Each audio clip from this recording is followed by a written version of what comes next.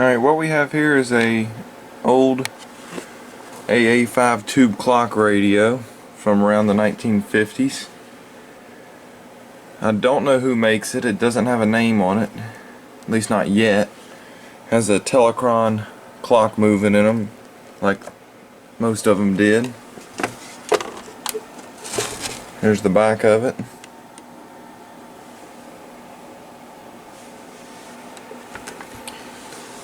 So let's plug it in. I've already plugged it in, so we have bad filter capacitors in it, and possibly a bad volume control.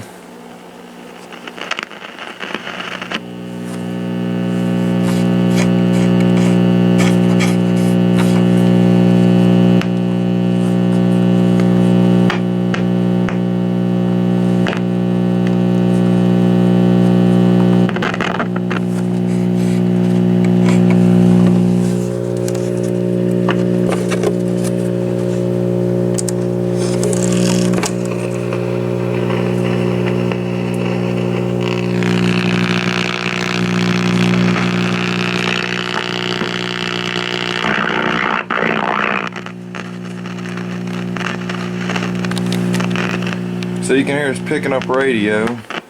One of the antenna wires came disconnected, so that's why it's not receiving anything. Clearly have bad filter capacitors, so let's get the chassis out and see what's happening. Alright, so I got the chassis out. Speaker appears to be in good shape. This thing is extremely dusty. Must have been in a garage or something. Here's our tuning condenser. What do we have here? Selectron tubes.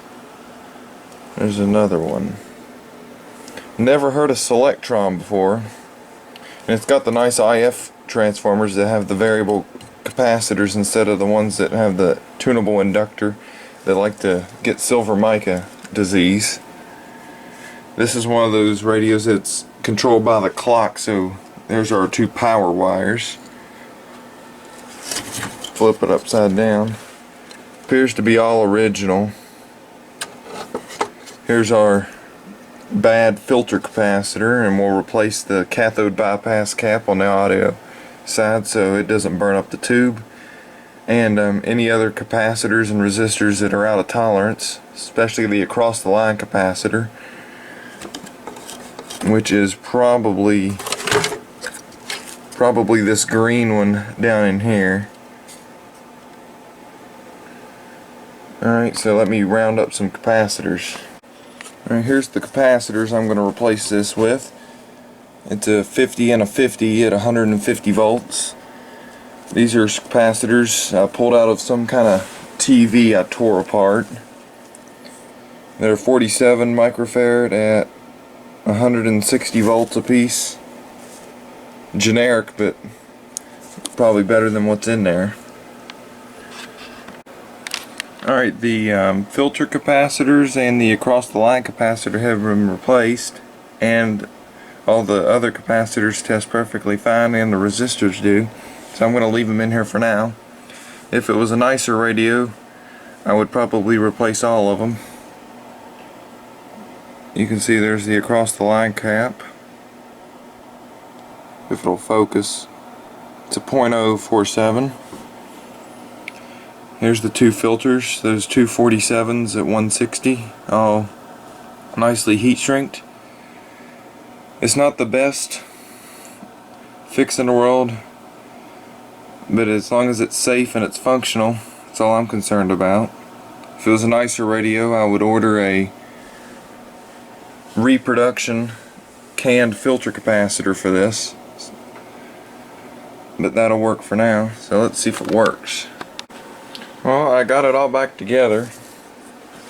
Here's the two capacitors I took out, probably the originals. Here's the across the line cap. So let's turn it on. I plugged it in, the clock's going. Let's turn it on.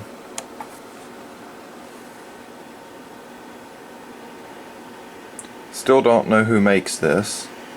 Somebody out there knows, you can let me know.